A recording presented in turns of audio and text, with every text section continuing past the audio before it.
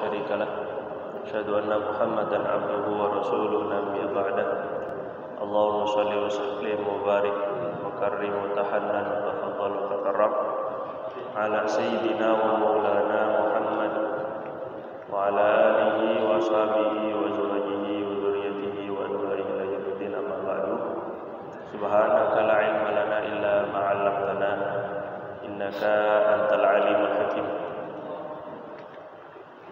وما أسألكم عليه أجرا إن أجري إلا على الله الذي فطرني رب العالمين.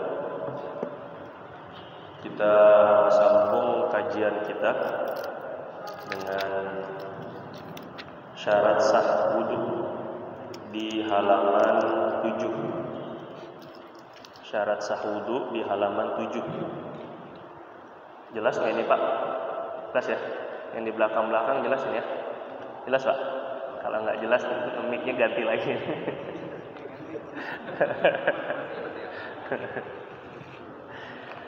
Syarat sah wudu. Nah gini Pak, sebelum masuk perusahaan maka calon karyawan ini harus memenuhi syarat untuk masuk ke perusahaan. Sholat juga begitu, wudu juga begitu. Sekolah ini misalnya mau masuk MAN tapi umurnya masih 7 tahun, nggak bisa, walaupun badannya besar tapi usianya masih 7 tahun, nggak bisa. Ini namanya syarat. Sesuatu yang kalau salah satu dari perkara ini nggak ada, maka nggak sah. Ini namanya syarat sah. Salah satu aja dari perkara ini nggak ada, maka wudunya itu tidak sah. Tidak berbicara diterima atau tidak diterima, Allah sah aja enggak, apalagi diterima. Jangan bicara gaji, diterima sebagai karyawan aja belum tentu gitu. Nah ini bicaranya gitu. Jadi kalau fikih itu dasar, berbicara sah atau tidak sah. Masalah diterima itu nanti kaitannya dengan ikhlas, kaitannya lagi dengan adab, sopan santun, itu tambahannya plus itu kalau diterima. Tapi syarat awal untuk diterima itu sah. Gitu Pak ya. Nah, wudu, mari kita sudah bicara wudu ini, kita ingin agar wudu kita itu bisa berhadapan dengan Rasulullah SAW dalam keadaan sempurna, punya cahaya di depan Nabi, bisa dikenal sama Rasulullah, itu wudu kita. Nah, syarat sah wudu yang pertama adalah Islam. Berarti non muslim tidak sah wudunya, atau orang yang murtad nggak sah wudunya. Karena ini syarat semua amal. Walaupun, jadi kata Nabi SAW, ma min ahadin min hadhil ummah, tidak ada seorang pun dari kalangan ini umat, min nasrani au yahudi, baik nasrani ataupun yahudi, kemudian dia bertemu dengan aku, maksudnya tahu ajaran aku, datangnya itu setelah ada ajaran Nabi, illa mata wa huwa finnar, melainkan kalau meninggal itu masuk dalam neraka. Walaupun baik tapi nggak Islam, maka masuk neraka. Ini ketetapan Allah, ketetapan Nabi. Jadi nggak ada ceritanya semua agama itu masuk sama-sama masuk surga, cuma jalannya beda-beda. Lah kalau salah jalan tetap nggak sampai ke surga. Keyakinan seperti ini berarti menafikan keyakinan yang benar dari Nabi, murtad. Kalau Nabi Allah bilang la inna dina indallahil Islam, tidak ada agama yang diterima di sisi Allah kecuali Islam, terus bilang semua agama diterima, cuma caranya aja beda-beda, murtad. Ini hati-hati sekali ini ya. Jadi walaupun bagus kayak apa wudunya, tapi nggak Islam, murtad. Walaupun kayak apa sedekahnya, tapi nggak Islam, nggak diterima sama Allah. La yuqbalu minhu wa huwa fil akhirati minal khasirin. Kata Allah, wa may yabtaghi ghairal Islam wa may yabtaghi ghairal Islami dina, siapa yang mencari agama selain Islam, falai yuqbalallah, falai yuqbala minhu, tidak akan diterima. Tidak akan diterima. Satu, Islam. Yang kedua, tamyiz. Nah, ini nih, Pak. Wudu itu sah kalau anak itu sudah mumayyiz. Apa itu mumayyiz? Mumayyiz itu akalnya sudah aktif. Ditandai dengan bisa makan sendiri, minum sendiri, istinja sendiri. Jadi kalau ada anak yang latihan wudu, tapi ini anak belum mumayyiz, maka wudunya tidak sah. Latihan orang tuanya dapat pahala, tapi wudunya nggak sah. Konsekuensinya kalau nggak punya wudu, maka nggak boleh megang Quran. Apa ya? Jadi kalau seandainya kita punya anak atau punya cucu, ini belum mumayyiz, walaupun dia udah wudu, itu nggak boleh kita minta tolong ambilin Quran, nggak boleh. Kitanya kena dosa. Ya anak kecil nggak dosa, kitanya yang nyuruh kena dosa. Seolah-olah kita nyuruh orang ngambil nggak punya wudu megang Quran, kecuali Quran terjemah, lain cerita ya. Kecuali Iqra, lain cerita ini ya. Quran yang bahasa Arab doang, full Quran. Nah, kalau sudah mumayyiz, maka wudunya sah, sholatnya sah. Makanya bapak-bapak, teman-teman yang bawa anak kecil belum bisa makan sendiri, minum sendiri, istinja sendiri, kalaulah diajak sholat, hatta bahkan kalau sholatnya nggak main-main, kalau ini tetap sholatnya nggak sah. Di sisi fikih itu belum sah. Nanti kalau sudah mumayyiz baru sah. Sebelum mumayyiz sholatnya nggak sah karena nggak punya wudu. Wudunya tidak sah. Kira-kira jelas nggak ini, Pak? Karena wudunya nggak sah, walaupun sholatnya baca fatihahnya udah bener, itu kalau nggak main-main, apalagi kalau ditambah main-main. Jelas ini, Pak ya. Sholatnya ini nggak sah, maka kalau sholatnya nggak sah, jangan di tengah-tengah shaf. Nanti memutus shaf-shaf setelahnya. Karena dia dianggap berdiri tidak sholat, berarti mutus. Ini penting ini, Pak. Jadi kalau ada yang anak-anak di belakang aja, bikin shaf sendiri nggak apa-apa sesama mereka. Tapi ntar bercanda. Nah ini, ya udah kalau gitu nggak usah dibawa ke masjid dulu kalau, atau di pojok-pojok shaf biar tidak memutus. Penting ini, karena belum sah wudunya. Dilatih tetap. Selama belum bisa makan sendiri, minum sendiri, istinja sendiri. Kalau sudah bisa yang tiga ini berarti sudah mumayyiz. Kalau sudah mumayyiz baru wudunya sah. Kalau wudunya sah berarti sholatnya sah. Kira-kira jelas nggak nih, Pak ya? Yang ketiga, nah terus gimana tuh anak-anak TPA tapi sudah bisa baca Quran, sudah belajar menghafal Quran misalnya, yang belum tamyiz? Ini pengecualian dari ulama. Jadi boleh bawa Iqra, itu boleh, karena niatnya semata-mata untuk belajar. Tapi selain daripada itu nggak boleh. Apa ya? Karena jatuhnya menghinakan Quran nanti. Yang ketiga, wudu itu sah kalau bebas dari haid, bebas dari nifas, dan segala yang membatalkan. Ini syarat nomor 3 ini. Tidak boleh perempuan yang haid wudu.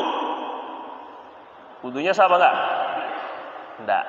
Tidak boleh wanita nifas, habis melahirkan masih nifas, wudu. Wudunya enggak sah. Atau sesuatu orang sambil wudu sambil kentut, sah apa enggak? Enggak. Jadi harus bebas dari hal yang membatalkan. Sambil wudu sambil nyentuh perempuan, sah enggak? Enggak. Ini harus bebas dari hal-hal yang membatalkan. Maka kalau orang lagi haid, dalam madhab Imam Syafi'i haram berwudu. Kalau lagi haid dalam madhab Imam Syafi'i, ibu-ibunya ini haram untuk berwudu, karena wudunya nggak sah. Kalau wudunya nggak sah berarti dia main-main dengan ibadah. Kata ulama alasan diharamkannya at-tahawun bil ibadah, Ini main-main dengan ibadah ini. Ibadahnya nggak sah tapi ibadah. Jelas gak ini? Seperti, hati-hati sekali misalnya. Seperti misalnya orang nggak wudhu, nggak tayamum, terus sholat aja.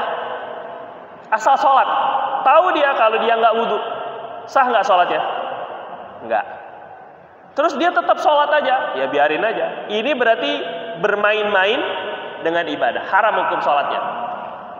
Bahkan kalau dia tahu keharaman ini, tetap dia lakukan. Kalau dalam kitab Irsyadul Ibad itu, jadi murtad. Karena meremehkan sholat. Sholat itu kok dipakai main-main. Nah ini maka hati-hati sekali dengan acting. Nah, acting sholat tuh gimana itu? Ya wallahu alam lah saya itu main-main apa enggak itu. Pokoknya tiba-tiba udah tahiyat akhir aja. Pasti gitu ya.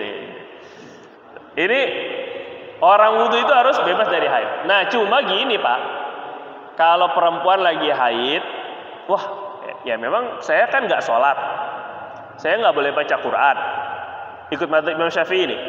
Maka ngapain juga sih wudhu sebenarnya? Paham ini Pak ya? Nah ini dia. Nah maka kita lihat juga dari sisi maslahat. Mereka udahnya nggak boleh sholat, mereka nggak boleh baca Quran, nggak boleh puasa. Lah sekarang nggak boleh wudhu. Terus ini yang selama haid itu mestinya tetap jaga zikir, bukan malah seneng. Alhamdulillah haid datang, libur seminggu itu ya baca novel aja, nonton drakor aja. Ini harus diingatkan ini, perempuan haid itu rentan sekali karena dia hubungan sama Allah jadi lemah, maka setan ini kuat. Jangan salah kalau kebanyakan santri putri itu sering kesurupan. Ini rahasia para santriwati itu. Karena dia ketika haid itu putus. Nah ini harus banyak zikir. Min syarril waswasil khannas. Setan itu punya sifat khannas. Kata Nabi, kenapa disebut khannas? Khannas itu artinya suka bersembunyi. Alladzi idza dzukirallah khanasa. Kalau disebut nama Allah, setan itu pergi. Wa may ya'shu an dzikrir rahman nuqayyid lahu syaitanan fahuwa lahu qarin, kata Allah. Siapa yang lemah dalam zikir, maka kami akan buat setan itu jadi kuat, nemenin dia aja, jadi korin, nemenin dia ini. Nah jadi perempuan-perempuan yang haid ini jangan tinggalkan zikir pagi petang. Bahkan kalau ikut mazhab Hanafi, setiap datangnya waktu sholat, mereka ini boleh wudhu, terus gelar sejadah, duduk berzikir, nggak usah baca Quran, zikir aja. Setiap sholat 5 waktu, pengganti hubungan mereka dengan sholat, hubungan mereka kepada Allah dengan sholat, penggantinya dengan zikir. Jadi jangan sampai lepas dari zikir. Atau kalau nggak kayak gitu pun dia pegang tasbih dah. Mau subhanallah, alhamdulillah, sholawat, istighfar, terserah. Nah ini untuk penting ini diperingatkan kepada ibu-ibunya ini ya, kepada anak perempuannya ini, untuk jangan lepas zikir selama haid. Terus intinya ikut mazhab Imam Syafi'i, wudhu ketika haid hukumnya haram. Lebih baik kita hindari untuk mengambil yang aman, pendapat yang aman. Walaupun mazhab Hanafi tadi boleh. Yang keempat syarat sah wudhu itu tidak boleh ada zat yang menghalang air untuk mengenai anggota wudhu. Cat, nggak boleh ini, cat yang menghalang air, ataupun juga kutek, cat kuku, ataupun juga termasuk. Nah ini syarat sah wudhu ini juga adalah syarat sah mandi wajib. Jadi mandi wajib juga tidak boleh ada perkara yang menghalang air di atas kulit, ataupun mungkin seperti balsam. Tapi kalau minyak kan menghalang air.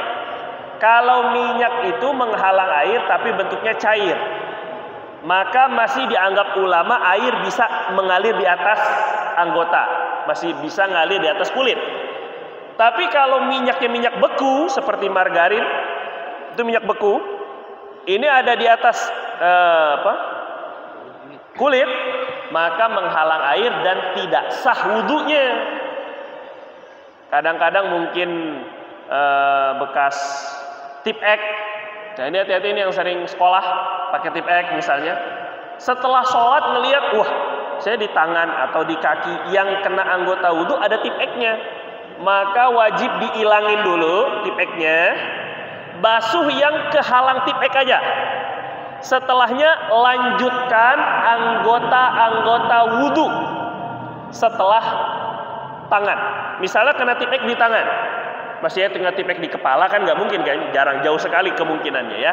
Kena tip X di tangan, tangannya tangan kanan, maka hilangkan tip X di tangan kanan, lanjut ke tangan kiri, kepala, kaki atau kuping, kaki. Jadi yang tidak sah itu dari mulai tangan karena ada tip X-nya kanan, dan anggota-anggota setelahnya. Misalnya Bapak di kaki sebelah kanan ada cat. Setelah sholat baru tahu, hilangkan catnya di sebelah kaki kanan, basuh bahagian yang kena cat, selanjutnya basuh kaki kiri, karena urutan setelah kaki kanan nggak sah. Jelas nggak nih Pak kira-kira? Karena ada tertibnya, dari muka sah baru tangan, tangan sah baru kepala, kepala sah baru kaki. Jadi kalau di antara urutan itu ada yang terhalang air kepada kulit, maka wajib anggota itu diulang dan semua anggota-anggota setelahnya diulang, baru sholatnya diulang. Kira-kira jelas gak nih Pak nih? Gak bisa gini, udah sholat, Allah maha tahu, Allah maha pengampun. Salah ini, salah kaprah ini. Paham ya? Hati-hati ini, jangan salah ini kan. Karena yang menetapkan tidak boleh kena air ini ya Allah sendiri. Fagsilu wujuhakum, basuh kepala, basuh muka, wa aydiyakum, basuh tangan, usap kepala, basuh kaki. Ini semuanya maksud daripada basuh dan usap tentu kepada kulit atau bulu di kulit itu. Jadi kalau ada penghalangnya itu belum dikatakan basuh. Misal aja. Misalnya Bapak pakai helm. Pakai helm ini, wudunya pakai helm. Terus pakai helm full face lagi. Habis itu basuhnya basuh muka. Ini basuh mukanya sah apa enggak? Hah? Karena enggak dibilang basuh muka, itu ada basuh helm namanya. Sehingga ulama mensyaratkan ini karena Allah suruhnya basuh muka, bukan basuh apa yang ada di muka, zat yang ada di muka. Ini enggak boleh. Maka menghalang ini enggak boleh, enggak sah ya. Hilangkan terlebih dahulu. Nah, tapi kalau tinta, pulpen misalnya ini, spidol ini, hilangkan dulu semampu kita. Sisa bekasnya itu yang masih berwarna setelah udah digosok-gosok, udah segala macam, masih ada sisa. Nah ini layadur, nggak masalah. Sisa tuh nggak masalah. Tapi zat tintanya masalah. Bekas tintanya masalah. Bekas tintanya nggak masalah, tintanya bermasalah. Kira-kira bisa dipahami deh Pak ya. Ini bahasa fikih emang agak gini di siang-siang kan. Kemudian yang kelima, nggak boleh, ini mirip-mirip dikit. Yang nomor 4 itu nggak boleh ada yang menghalang air. Nomor 5, nggak boleh ada yang merubah air, merubah warna, walaupun nggak menghalang, tapi merubah air menjadi warna, bau, rasa, berubah. Contohnya sabun. Bapak mandi junub nih, sabunan dulu, sampoan. Ketika bilas, niat nawaitul ghusla li raf'il hadatsil akbar, saya niat mandi untuk mengangkat hadas besar, maka mandinya tidak sah. Kenapa? Airnya berubah dengan sabun. Walaupun nggak menghalang air ke kulit, tapi airnya berubah jadi air sabun. Warna, bau, rasanya berubah. Paham nggak ini Pak ya? Karena syarat sah wudu dan mandi itu pakai air mutlak. Air mutlak itu air yang bebas dari ikatan nama air. Nanti saya jelasin sedikit. Air mutlak, air suci mensucikan. Jadi kalau ada yang berubah, habis maskeran ini biar glowing. Habis itu sekalian bilas, sekalian wudu. Ini nggak sah, karena airnya jadi air maskeran. Ini jelas ini ya. Airnya berubah warna, bau, rasa. Sama aja seperti Bapak wudu pakai air sirup. Bapak wudu pakai air kopi. Sah apa enggak? Enggak, ini biar tambah fresh mungkin wajah pakai air rebusan daun katuk atau apa. Ini bukan air lagi yang air suci mensucikan. Lah sama, ketika zat itu ada dalam airnya, air sirup kan memang sirupnya dimasukin ke air. Sama sirupnya diusap di muka baru dibasuh. Kan sama aja. Sama-sama nggak sah karena airnya sama-sama berubah. Jelas ya Pak ya ini ya. Maka tidak boleh ada sesuatu yang bisa habis main lumpur atau habis kerja. Nah, sekalian basuh kaki, sekalian wudu, nggak sah. Lalu biar sah gimana? Basuh dulu kakinya sampai lumpurnya hilang, baru basuh kaki untuk wudu. Jelas ya Pak ya? Mudah ini mudah. Yang keenam, mengetahui dengan yakin bahwa wudu yang dilakukan itu wajib atau tidak wajib. Gini. Misalnya Bapak wudu. Wudu wajib itu kapan? Wudu wajib itu wudu ketika belum ada wudu. Sekali lagi nih ya. Wudu wajib itu apa? Wudu ketika belum ada wudu. Tadi Bapak habis kentut, nggak punya wudu sebelum masuk waktu. Terus sekarang wudu. Berarti wudu yang sekarang ini wajib apa sunnah? Wajib, karena tadi udah kentut. Jelasin ya. Tapi kalau sebelumnya Bapak udah wudu buat duha, belum batal. Datang waktu zuhur, Bapak wudu lagi. Wudu lagi itu sunnah, namanya tajdid, memperbaharui wudu. Kata Nabi SAW, man tawadda'a ala wudu, kutibalahu asyru hasanah. Siapa yang berwudu lagi padahal masih punya wudu, ditulis 10 pahala. Wudunya itu dikali 10. Keren ini. Tuhrun ala tuhrin. Memperbaharui wudu, tapi memperbaharui wudu ketika kita masih punya wudu, wudunya wajib atau sunnah? Ini masih punya wudu nih, belum batal. Terus wudu lagi buat sholat zuhur, wajib apa sunnah? Sunnah. Jelas ini Pak ya. Kalau Bapak yakin bahwa ini wudunya wudu sunnah, nggak masalah. Bapak yakin yang Bapak kerjakan wudunya ini wudu wajib, juga nggak masalah. Yang masalah ragu-ragu. Ini wudunya wudu sunnah apa wudu wajib ini? Saya udah batal belum? Nah ini dia. Perasaan tadi udah wudu, tapi udah batal belum ya? Nah yang kayak gini kan nggak yakin ya. Wudu yang mau dilakukan itu wajib apa sunnah kan nggak yakin. Terus main wudu aja, udahlah wudu lagi aja lah. Malah wudu laginya ini nggak sah. Kok bisa nggak sah? Karena tidak dibangun atas keyakinan yang benar. Ini yakin wudu ini wudu wajib atau wudu sunnah? Jelas gak sih Pak ini? Kira-kira kurang. Sekali lagi saya ulang ya. Ada orang ragu-ragu masih punya wudu apa enggak. Habis itu dia malah udahlah wudu lagi aja.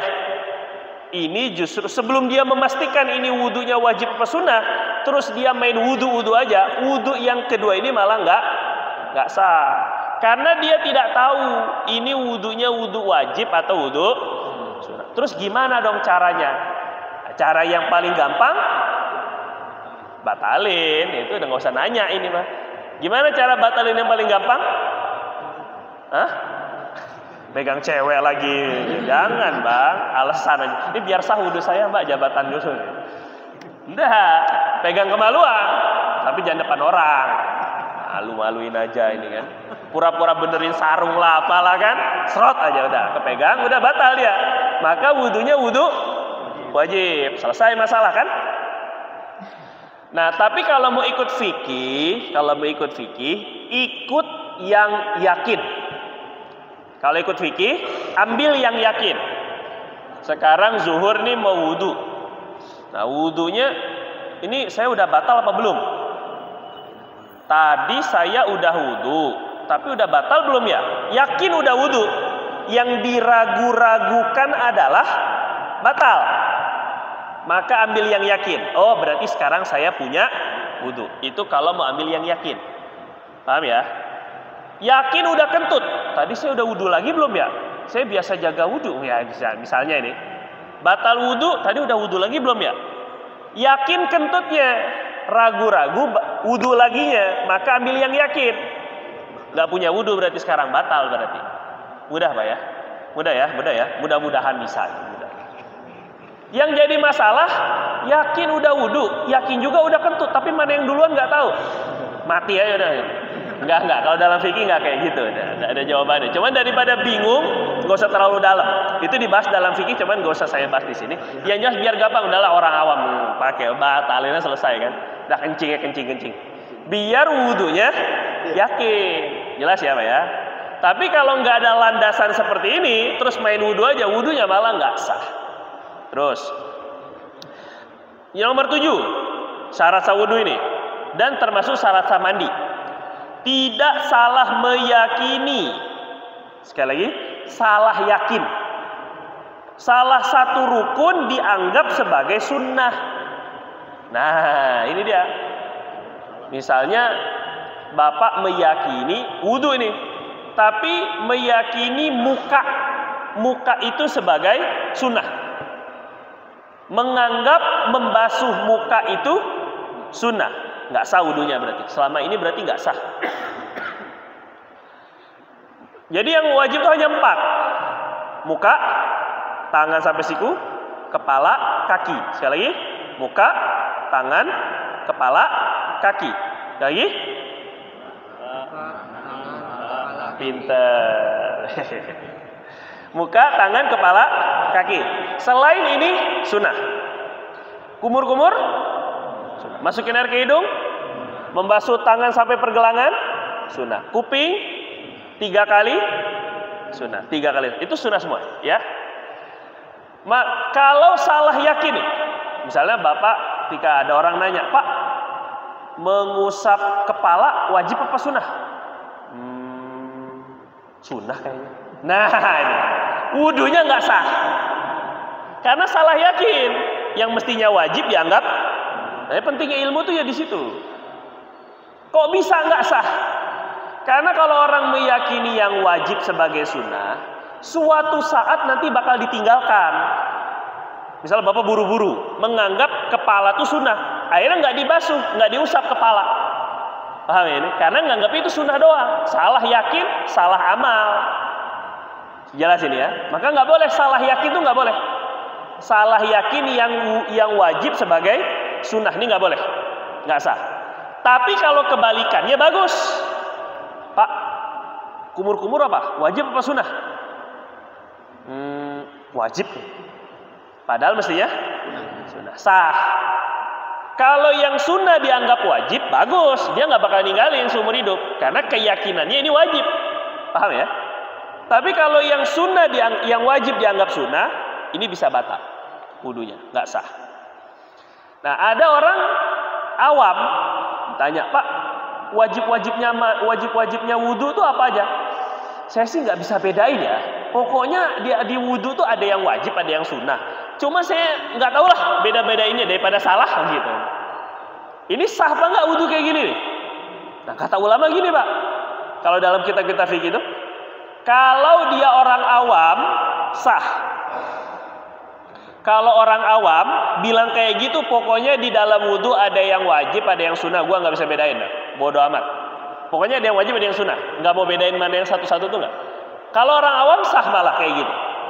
Tapi kalau orang yang udah belajar nggak sah. Nah, Bapak ini bukan orang awam, jangan salah ini ya, jangan menganggap Bapak orang awam lagi ini. Ikut ngaji kok orang awam, bukan lagi. Bapak ini sudah muta'allim, udah belajar. Harus bisa bedain, pokoknya yang 4 ini wajib, selainnya sunnah.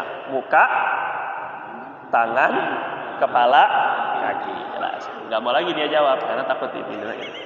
Terus, yang ke-8, menggunakan air yang suci mensucikan. Suci mensucikan itu, gini Pak, dibedain antara air suci dengan mensucikan.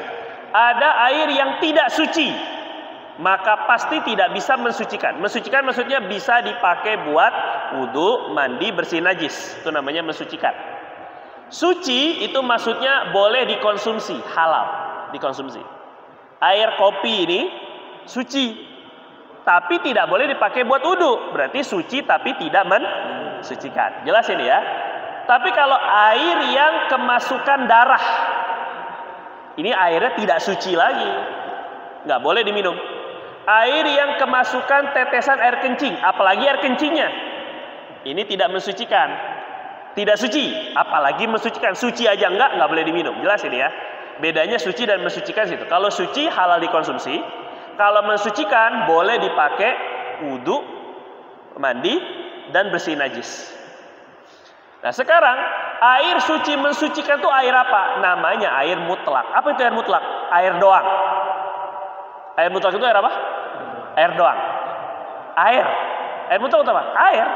Mutlak itu artinya lepas dari ikatan nama air. Begini Pak. Misalnya saya ngambil air ini saya kasih susu. Diaduk. Jadi air susu. Susu itu mengikat kata-kata air. Jadi bukan lagi air doang, jadi air susu. Air susu saya tambahin kopi, jadi apa? Susu kopi, kopi susu. Jelas ini ya. Ada ikatannya. Airnya tuh jadi ada namanya. Air kopi, air susu, air teh. Tambahin sabun, jadi air sabun. Nah ini kata-kata sabun itu mengikat nama air. Ini membuat air jadi tidak air doang. Air mutlak itu air doang. Gitu ceritanya. Tapi kalau saya ngambil air dari sungai, saya ambil air sungai ini. Air sungai saya kasih kopi, saya aduk. Jadi apa? Air? Nggak ada. Sungai kopi nggak ada. Air kopi tetap jalan. Sungainya hilang. Maka kata-kata sungai ini nggak masalah. Air sungai, air laut nggak masalah. Air laut Anda ambil, but.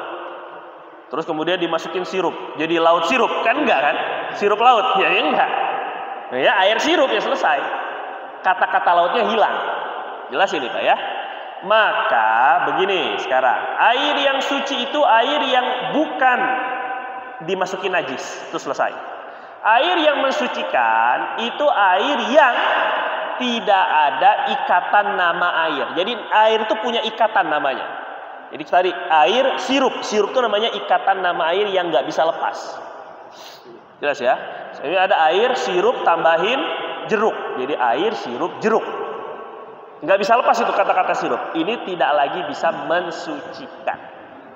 Nah, kalau airnya itu perubahannya dari benda yang suci, perubahan warna, bau, rasa, sirup itu suci, makanya halal diminum. Sirup dimasukin ke air, perubahannya karena benda yang suci, maka dia suci tapi tidak mensucikan. Perubahannya itu pun juga dengan sesuatu yang larut. Tapi kalau perubahannya dengan yang tidak larut, seperti misalnya air kena daun. Daun jatuh ke kolam, airnya jadi warna hijau. Ini masih bisa dipakai nggak airnya? Daunnya larut nggak dalam air? Daunnya larut nggak? Enggak. Maka walaupun berubah, boleh dipakai. Karena nggak larut. Jelas ya? Misalnya kejatuhan tangkai atau kayu, akhirnya jadi berubah. Ini tidak, ini masih suci dan mensucikan. Tapi kalau berubah ya karena sesuatu yang larut, baru tidak lagi mensucikan. Nah intinya air mutlak itu air doang. Mau air sumur, air hujan, semuanya. Terakhir nomor 9, untuk orang yang memiliki hadas terus menerus. Ini kondisi khusus. Syarat nomor 9 ini khusus untuk orang yang punya hadas terus-menerus. Misalnya orang yang punya penyakit beser atau punya penyakit istihadah, perempuan keluar darah terus udah 15 hari masih keluar darah, namanya istihadah. Laki-laki beser, tetes nggak bisa berhenti. Nah, yang seperti ini tambahan syarat khusus. Wudunya harus setelah masuk waktu sholat. Kalau kita yang normal, wudhu sebelum masuk waktu bagus. Jelas ya? Tapi khusus untuk orang yang punya masalah kesehatan tadi, beser, ataupun juga dia terus-menerus keluar air mazi misalnya, ataupun terus-menerus keluar darah seperti wanita istihadah tadi, wajib wudhunya setelah masuk waktu. Yang kedua, wudhunya harus berkelanjutan, nggak boleh putus. Habis muka belum kering, basuh tangan. Tangan belum kering, usap kepala. Kepala belum kering, basuh kaki. Ini namanya berkelanjutan, mualaf. Untuk orang yang normal, bapak nggak wajib kayak gitu. Misalnya bapak mau wudhu aneh, mukanya di Cibinong, tangannya di Depok, basuh tangannya, bukan tangannya di Depok, basuh tangannya di Depok, kepalanya di Cimanggis, misalnya ini, kakinya di Jakarta, asal kuat nahan kentut dan juga tidak batal, sah wudhunya. Kalau orang normal, tapi khusus orang yang beser kayak tadi harus berkelanjutan. Wallahu taala alam bissawab. Ya, yang mau pamit silakan. Ada pertanyaan Pak? Kalau nggak ada, alhamdulillah. Ya. Waalaikumsalam warahmatullahi wabarakatuh. Ada dua bib. Pertama, kalau kita misal sudah wudhu di waktu duha, terus biasa kadang-kadang suka latah gitu, tidak memperhatikan apakah saya ini wudhu wajib atau wudhu sunnah. Ya. Ketika masuk zuhur, aspek apa ya? Langsung Wudhu lagi. Nah, itu gimana bagaimana? Terus yang kedua, kalau untuk orang yang punya penyakit mazi, kalau kelelahan kan masih keluar gitu kan. Nah, ketika dia sholat, sebelum sholat sudah bagus, dicek semuanya. Ketika sudah masuk wudhu terus sholat, setelah sholat dicek lagi ada mazi, itu bagaimana? Apakah sholat batal? Ya, yang pertama, kalau habis wudhu duha, terus ketika datang waktu sholat zuhur, main wudhu aja, tidak ngecek dulu ini wudhu wajib atau wudhu sunnah. Selama di dalam hatinya tidak ada keraguan. Ya, penting ini. Kalau ada keraguan, ini tadi saya udah batal belum? Nah, kalau yang kayak gini, terus dia main wudhu aja, belum mengikuti fikih atau belum memastikan batal tadi, maka nggak sah. Tapi kalau karena refleks tadi itu langsung wudhu, karena setiap masuk waktu sholat wudhu, mau hitungannya tajdid, mau hitungannya memperbaharui wudhu, ataupun karena memang udah batal, pokoknya setiap adzan wudhu. Yang kayak gini, atau orang yang biasa nggak jaga wudhu, ya setiap adzan pasti dia wudhu. Yang kayak gini selama nggak ada keraguan dalam hatinya, nggak ada terbesit keraguan, sah wudhunya. Yang nggak sah itu tadi kalau ada terbesit keraguan, terus main wudhu aja, belum dipastikan wudhunya ini wajib atau sunnah. Jelas ya kira-kira Pak? Yang kedua, kalau setelah tadinya sebelum sholat udah dicek semuanya, celana dalam ternyata udah bersih, nggak ada apa-apa, habis kencing misalnya udah bersih. Lah terus setelah sholat ternyata di celana dalamnya atau di pakaiannya ada madhi, cairan. Kalau madhi itu cairan yang agak lengket karena sebab syahwat, Pak. Kalau yang capek itu namanya wadi. Nah, air wadi itu karena capean, itu biasanya keluar juga cairan lengket, itu namanya wadi. Wadi dan madhi sih sama hukumnya, sama-sama najis, gitu ya, sama kayak air kencing. Nah, dan membatalkan wudhu ketika dia keluar. Madhi ataupun wadi tadi itu, air lengket tadi itu karena syahwat atau karena capek, itu sama-sama membatalkan wudhu. Lantas setelah sholat, sebelum sholat kita cek semuanya sudah bersih. Kemudian setelah sholat lah kok ada, dilihat. Kalau kemungkinan keluarnya adalah pas lagi sholat, maka sholatnya wajib diulang. Kalau ini bukan cerita orang yang senantiasa keluar madhi kan ya. Kalau ada, gimana taunya? Habis sholat, zikir, habis sholat, habis itu langsung ngecek celananya. ternyata kok ada, berarti ini pasti keluarnya waktu sholat. Tapi kalau habis sholat, sebelum sholat sudah dipastikan, waktu sholat nggak ada terasa apa-apa, waktu zikir agak panjang, udah ke kantor, udah apa segala macam, udah kerja, udah main, setelahnya dilihat ada, maka ini ada kemungkinan keluarnya setelah sholat. Kalau setelah sholat nggak masalah, sholatnya tuh nggak masalah. Tapi kalau pasti ketika sholat ini bermasalah, maka wajib diulang sholatnya. Jadi tergantung di mana kira-kira kemungkinan besarnya keluar madinya atau wadinya tadi. Kalau wadinya keluarnya waktu sholat, misalnya ini wadi itu Pak, madi itu ketika tegang. Mungkin ya namanya mungkin udah lama berpisah dari istrinya apa segala macam, akhirnya waktu sholat mikir yang enggak sampai akhirnya tasyahud yang kedua ini ya. Ada 2 tasyahud hanya dengan tegang aja ini kan, hanya dengan tegang itu bisa keluar, orang yang punya syahwat tinggi bisa keluar madhi itu. Nah yang kayak gini jelas di dalam sholat karena ngerasa tegang. Jadi kalau madhi gitu bisa bedainnya ya. Kalau wadi itu biasanya keluarnya waktu tidur atau rehat. Itu keluar karena kecapean, tidur, nah, bangun tidur kebuka. Nah, itu biasanya kelihatannya itu ketika tidur. Nah, tapi selama tidak pasti keluarnya ketika sholat atau tidak kemungkinan besar keluarnya ketika pas sholat, maka tidak wajib diulang sholatnya. Jelas ya Pak ya. Kecuali habis sholat langsung ke kamar mandi ngecek ada. Nah, ini pasti habis ketika sholat keluarnya pasti. Wallahu taala alam bissawab. Kita tutup dengan kafaratul majlis. Subhanakallahumma bihamdika asyhadu an la ilaha illa anta nastaghfiruka wa natubu ilaik. Lebih kurangnya saya mohon maaf. Assalamualaikum warahmatullahi wabarakatuh.